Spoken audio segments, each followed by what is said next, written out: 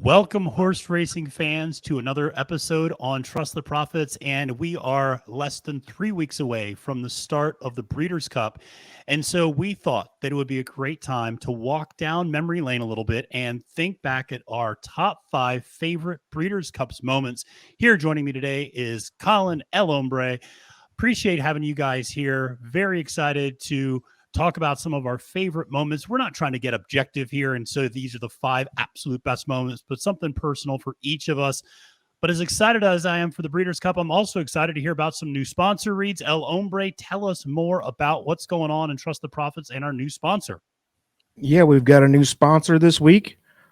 Thanks to PlayUp Racebook for coming aboard this week. It really helps us out, especially for the Breeders' Cup. So basically, all the description or everything that I'm about to say is going to be in the description of this video. So all you got to do, there's links, there's all the same information I'm about to say. But basically, if you sign up and deposit on the Racebook, you'll receive a 50% bonus up to $250. Meaning, if you deposit $500, you'll get $250 automatically on top of that. Also, if you deposit $100 or more at the Breeders' Cup, you'll get an additional $25 for a free wager. Meaning, hey, all you got to do is sign up through the link in the description. You're going to get a $25 wager on the Breeders' Cup to do whatever you want with. Whether it wins or loses, it's free. So let's go. I'm excited to have them aboard. They're going to be a part. They're going to be a part of all our videos. And welcome aboard to PlayUp Racebook. Absolutely. And you can use that $25 a number of different ways. We were just talking before we went live. You want to put it on all on Taba or Epicenter to try to beat Cyberknife, getting those odds, to try to beat our Cyberknife, the Flightline. We were talking about Cyberknife before. For doing that. Yeah. But don't save it for the classic against Flightline. Use it earlier. Use it. Yeah, use it on Tyler's Tribe or something like that. There you go. But we're not here to talk about this year's Breeder Cup. Like I said, we're here to talk about previous Breeders' Cup and counting down our top 5 moments. And I'm kind of excited to share these with you because I think all of us have those kind of moments that either mean something to us. Maybe it's a race we won. Maybe it's just a very special moment, a human interest element. Maybe it's just a great finish to a race. But I figured I would kind of start off and we'll just kind of go around the horn and talk about our top 5 moments, share a few moments. Colin, I appreciate you. I know you got a couple of clips lined up for a few of our races, but I will kick things off at number 5. And this is, I always use number 5 as kind of a fun slot just to get one in there to kind of talk about something a little bit different. And mine goes back to the 2011 Breeders' Cup Turf and the win by St. Nicholas Abbey. This race, generally speaking, is not that memorable, but what does make it memorable is it is historic in that Aidan O'Brien, the trainer, had his son, Joseph O'Brien, aboard for the ride. It was the first time a son has ever won a Breeders' Cup victory for his father in the Breeders' Cup. It was just an amazing moment. It was just a beautiful, beautiful moment. And it was funny going back. Now, of course, we know Joseph O'Brien as a trainer, but when we go back and watch that replay, if you watch, I think it's Trevor Denman on the call, refers to Joseph O'Brien as Joey, which really kind of threw me off, Joey O'Brien on the mount. And so, horse racing, we talk about it all the time. It's a family sport. It's a family love affair. It gets passed on from fathers to sons, fathers to daughters. And so it's just a really cool moment, I think. And so that's what starts my number 5 moment in the Breeders' Cup. But Colin, I'm going to swing it over to you. What was your number 5? Well, I think you made a really good point there about the announcer, right? Because when you're in these moments and these moments happen and you get so caught up with yourself, like even Forte Loggins last week, right? I was like cheering for Loggins so loud that you miss what the announcer says. And then you go back and watch it.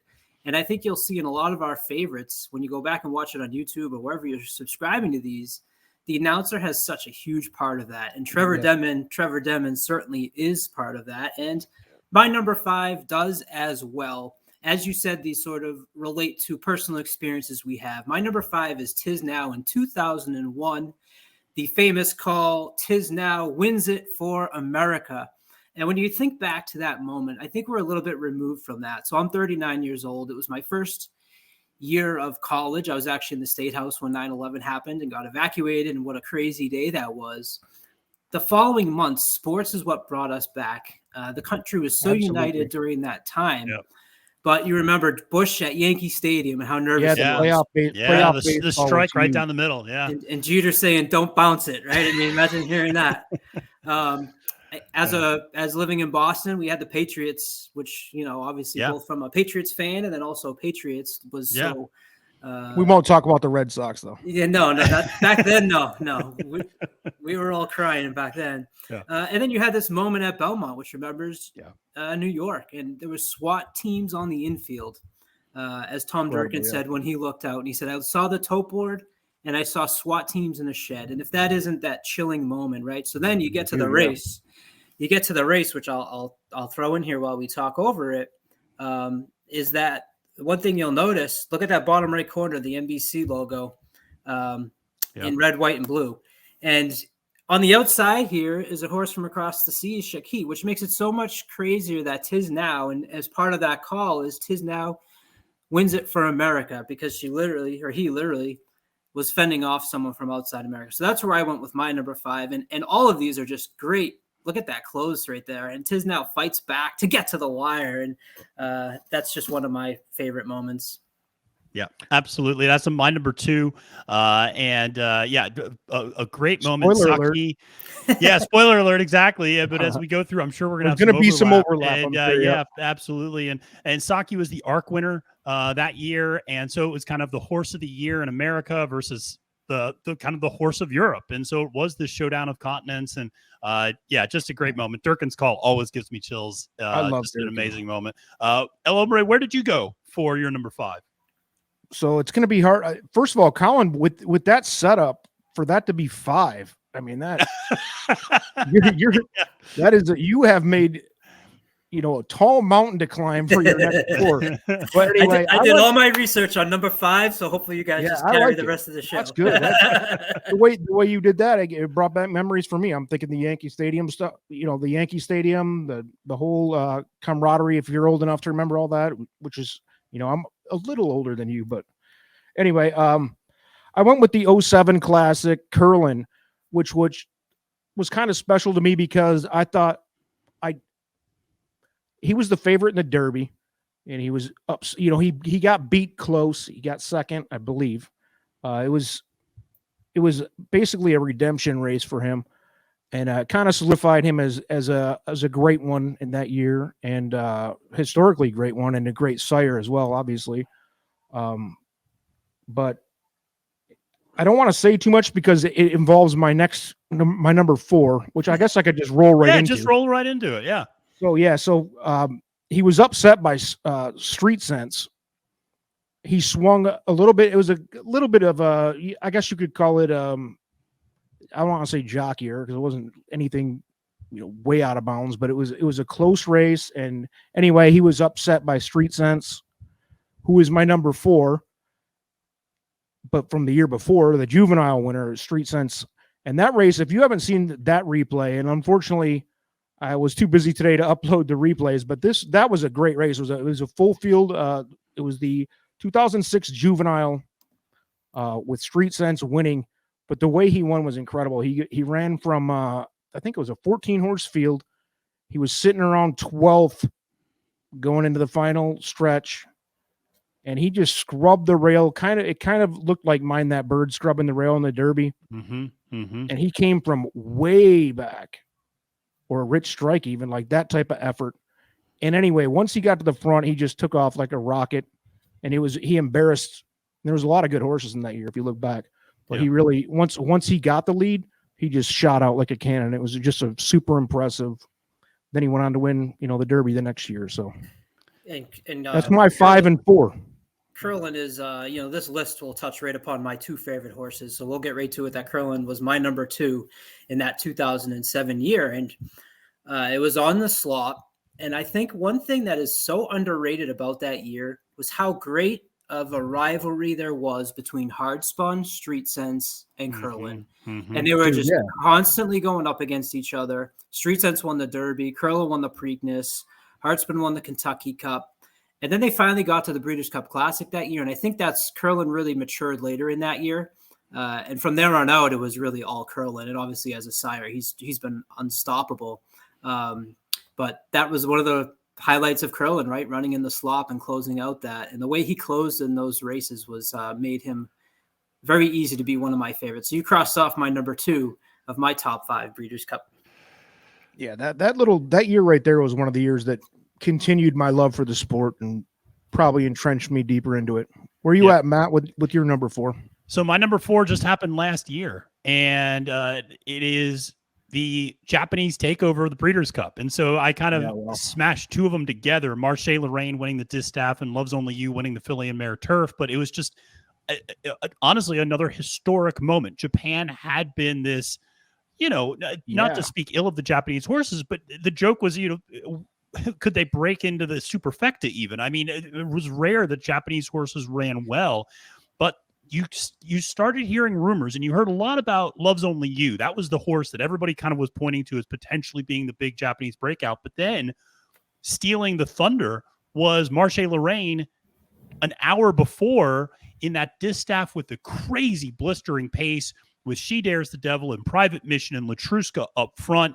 Latruska had been such a war horse that year and just, got gassed. And I would argue has never been the same horse since that race. Yeah, you're absolutely right. And just really took it out of her. But all of a sudden, kind of from the clouds, Marche Lorraine comes sweeping in. They ran a 21-44 opening quarter and half in that race. It was just crazy. And you just saw the raw emotion from all the Japanese connections that this had been a multiple decades effort to get these horses competitive at the international level. It goes back to Sunday Silence, going over to Japan, standing there. So many of these Japanese horses can trace their lineage back to Sunday Silence.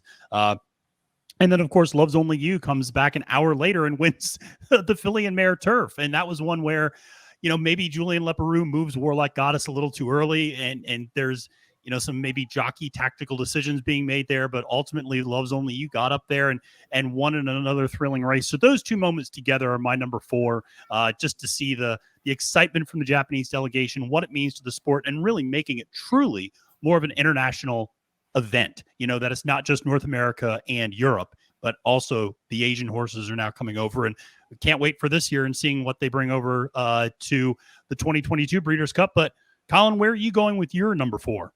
I went to the 2016 Distaff Beholder versus Songbird. This was not only an incredible race, right, as we'll show in the video here as they come around the stretch and the fight that they had, but what I had forgotten when I was looking back to find, Beholder was going for back-to-back Distaffs as a 4-year-old, and the plan was that this horse was going to compete in the Distaff and then go to sale. Yeah. She spiked a fever. So therefore, they said, you know what? We're not going to run her.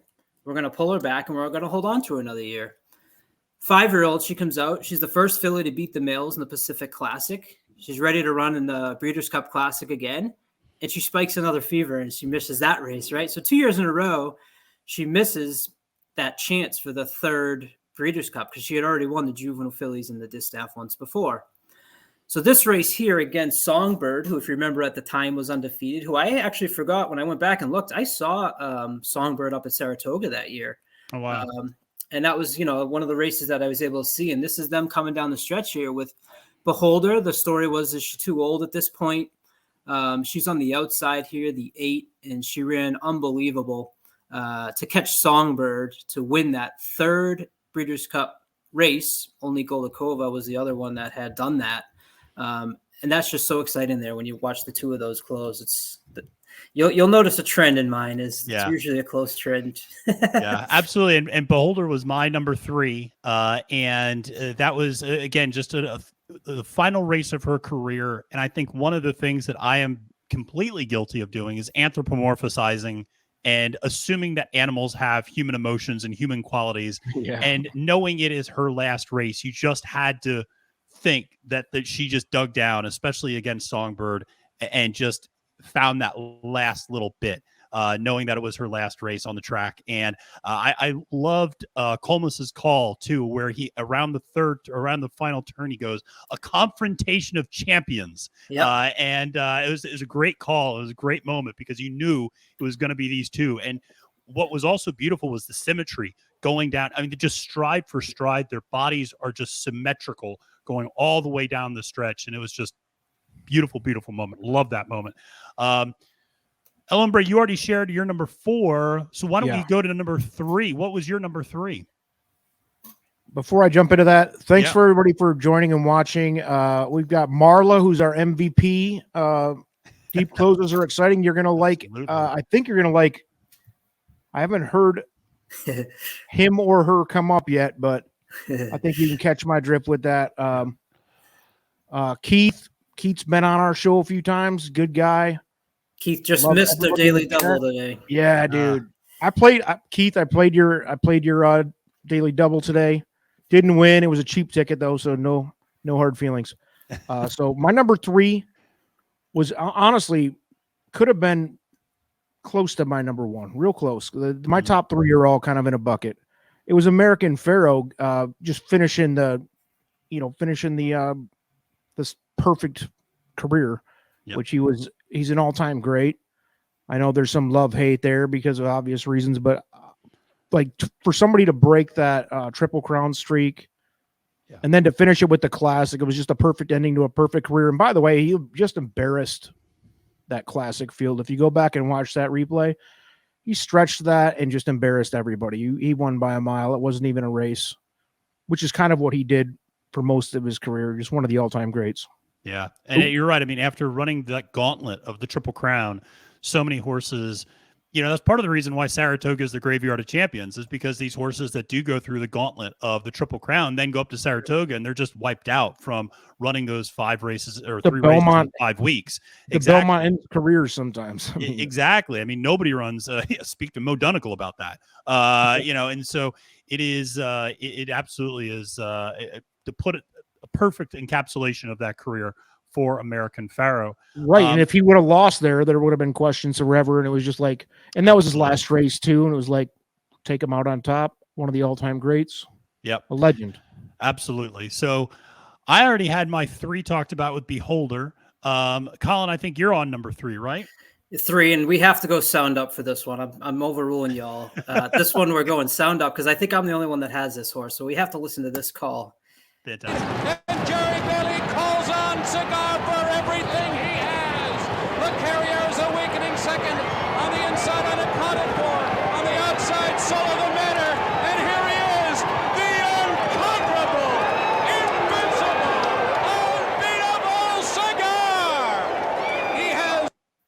And to me, that is just, man, that gets it going. Every time I listen to that, dude, it's just the incomparable, invincible, unbeatable Cigar, because that year, 1995, which the earliest memory I have of horse racing was Strike the Gold winning the Derby, which I believe was either 93 or 94, watching it in my basement. I can still picture the old huge-ass TV set we had on the right? The thing that was like took 3 people to bring downstairs. Exactly what I was going to say. 4 people had to lift it down. And I remember being in the middle of the bookshelf, and I just remember Strike the Gold. And so Cigar memory for me that happening wasn't as vivid, but he was 10 for 10 that year, and that capped off that 10 for 10 year. And what I loved in looking back at Cigar was the synergy I then saw as I started to see my number 1 and my number 2. Cigar was the top money earner until Curlin. Curlin's the first horse to go over 10 million. Cigar had a winning streak of 15, which is the longest at that point since Citation, which would be beaten by probably someone that's coming up on our number 1 or number 2. But the other reason I had a little soft spot for Cigar was being in Boston. I'm a mile from Suffolk Downs right now. Cigar was brought to Suffolk Downs twice to win the Massachusetts handicap. They had offered $500,000, and Cigar showed up with Skipaway and had won it prior to this Breeders' Cup, and then came back the next year and had won it again. So I had to make a little connection to my Boston roots there with Cigar running at Suffolk Downs. And it's funny because I was writing articles. I work at the New England Sports Network, and in 2008, I was actually writing articles, and I went over to Suffolk Downs for the 2008 Mass Handicap, which is a win and you're in for the Breeders' Cup Classic. Okay. Yes. Yeah. Which you don't remember. That was actually the last Mass Handicap that was ever run. And it was won by commentator who ended up skipping that year's Breeders' Cup Classic, thankfully, because we know what happened. So that was my connection for my number 3. Yeah. No, that's great. That's great. And I have to say, watching the replay of that Cigar, seeing Jerry Bailey doing the finger wag brings back also memories of Calvin Burrell with Rachel, Calvin Burrell with Mind That Bird. Calvin always doing that finger wag and kind of gesticulating to the crowd. Always gets me pumped up. So it's a great call. It's a great final moment. But yeah, that just last second. Right, I got you. I got your winner right here. Macumbo stole it from him. Exactly. So you guys, speaking of stealing, you guys have stole my number 3 and my number 2. Colin, I'm just going to blame you personally for that. So, El Hombre, why don't you go straight to your number 2? What was your number 2 moment? My number 2 is, I think this is the year I finally, actually fell absolutely in love with this sport, and that was Ghost Zapper in 04, the classic. I think we talked for a second about this before we went live here. I think it was like 128 buyer or something crazy. One of the fastest horses ever. I mean, just dominant. And I just remember watching that and being like, this is Secretariat. At the time, I thought, this is a horse that's all-time legendarily great, which it's hard to compare, because of like 1 or 2 performances. But man, he made it look easy in 04, and he won by a mile. And I had bet him. I think he was the favorite, but it was like a 4-1, or it wasn't a flight line 1-9 situation. So I made some money on it. I had followed that horse heavily that year. And I think that was the year I was like, man, I love this. I love this sport. So that's why that one ranked a little higher. I don't think Ghost Zapper's on most people's top 3, but he's a horse that's very much so back on the tip of everyone's tongue because of those speed figures you mentioned and because the only horse that is going to get close to him is the horse that we're going to see in this year's Breeders' Cup Classic with Flightline. And that's how rare it is to see horses that can run that fast. And so that is what has everybody so excited. But yeah, Ghost Zapper, I feel like it sometimes is a forgotten horse. And, because we've had those Triple Crown winners come after that with American Pharaoh and Justified, suddenly Ghost Zapper somehow is a little bit forgotten. Still a very effective sire, but a great moment. So, Colin, what is let's go to you for your number 2. Number 2 is covered with Curlin, I think. Okay, that's right. That was me. Well, then in that case, and I think we're unanimous with what our number 1 is. Yes, yeah. Which is, I will simply say, unbelievable. And that is, of course, the incomparable 2009 Breeders' Cup Classic with Zenyatta, coming from all the way back after stumbling at the start.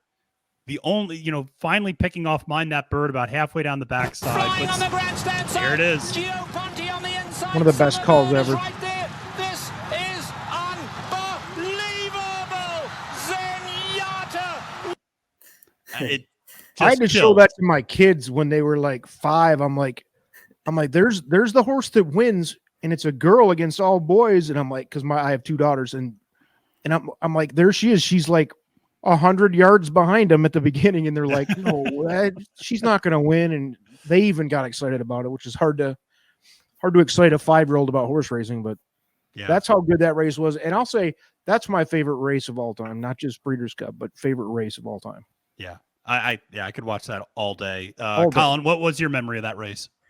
I remember being at work, right? So as I said, I work in television, and at the time I could do 2 jobs. I could work at Master Control, where you have to watch what's on your own network, and watch a Red Sox game. This was November, so it was probably a Bruins game. Or you could work in the tape room, where you're cutting out of town highlights and you get to watch whatever you want. I'll put that in quotation marks. And so I'm the only one walking around Nesson that's a huge horse racing fan, right? And I'm tying up the biggest TV in the room. And I said, you guys got to watch this horse. You got to watch this horse. So it's just an absolute unbelievable moment. Everything about her is just so special. I actually have a huge print that I keep meaning to put up on the wall here. I just don't know if I'm going to replace Bobby Orr or Tim Thomas. That's a tough, it's a tough decision here, right? Looking like a true Bostonian. Yeah. So I'll watch that back now and still get emotional about that. But fast forward 1 year later, and I'm in that exact same tape room, and I'm doing my same old thing. And I had to take a moment and leave the room when she didn't catch Blame. Oh yeah. In the next year's Breeders' Cup Classic, which ended up being her last race. That ended up snapping the winning streak, which I had mentioned Cigar had held of 15 in a row. She at that point was at 19, going for 20. Yep. And I mean, that was like a heart-wrenching moment seeing Blaine. And by the way, she did run Blaine down. She did run Blaine down. Yeah. They got neck and neck, and then they just kind of paralleled. It was like, oh, I think everybody in the world wanted that. Yeah, Yeah. they did. Everybody was beating the boys dynamic. You got that huge closer dynamic. Yeah. It was so exciting to watch. Yeah. And we just saw a very similar dynamic play out today. Maybe not quite as dramatically, but of course the undefeated Baid overseas, the great European turf horse, going for an undefeated record in his career, and of course comes up short in his final race. And that 2009 was special, and I think that's also a race where I really don't breathe. Exactly, Marlon. That 2009, that was also, you want to watch the job that Mike Smith did in that race was just incredible on Zenyatta. Crazy. I mean, that was a masterclass in how to jockey a horse that gets off to a bad start. And then is still coming off the turn. You still don't know if she's got a chance. No, angles out once and then angles out again. And it's that second angle out and just getting her out all the way in the middle of the track. That was run it good. back. We can watch it. And we can watch it 20 times if you want. Yeah, exactly. So she's in the blue silks, and you think here that she's going to go through that hole. Yeah. And Mike goes, no, we're going to go back out even further, and kind of angles out there and just really gets her in the clear, gets her out of trouble. And then she can just unleash that kick at the end. Just incredible. And then wins easily, by the way. And it was like, wins by a length. That whole race is a joke. It's like, there's no way that it looked like a cartoon, dude. Like, yeah, it's just unbelievable that, especially, no offense, but a female to come and do that to all the boys. It was awesome. That made it so much cooler. Zenyatta would have been awesome if she was not a female, but the fact that she was, it was like, hell yeah, go. Yeah. That's why the whole world, got involved that year, but man, awesome. Absolutely. Well, let's hope for another awesome historical moment and many awesome historical moments at this year's Breeders' Cup. Fellas, it was a lot of fun talking to you. We have so many pieces of content that are going to be coming up. We got top 5 lists getting you ready for the different divisions. Colin's got his weekly daily doubles. I got my cap in the card, countdown to Keeneland. We got all sorts of previews for the different divisions. So make sure to click that like button. Make sure to subscribe to Trust the Profits on YouTube. Fellas, this has been fun. Plug that exacta, Matt. What'd you hit today? 53. 53 to 1 exacta on capping the card in the bailout race. I can be crap from races 1 through 9 if I can hit the bailout. I was going to say you're a bailout guy. I need to call you for Monday Night Football. I think after if you have a tough Sunday. All right, what's the bailout on Monday night? Exactly. Well, and the bailout race. Yeah, go for it, Colin. I know Keith's here, but he's just been replaced by you for next week's stuff.